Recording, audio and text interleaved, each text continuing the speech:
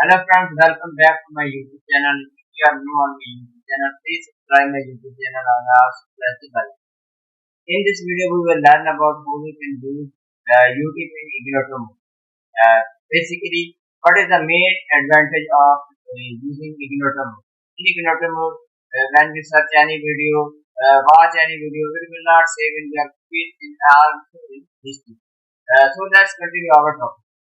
First of all, you need to open your browser like me and click on three dots. When you click on three dots, you see different options. But you need to choose the option is third option, new Ignito window. When you open new Ignito window, its interface is like so. How we can use YouTube in Ignito mode? Just type YouTube now. Now YouTube is open in Ignito mode.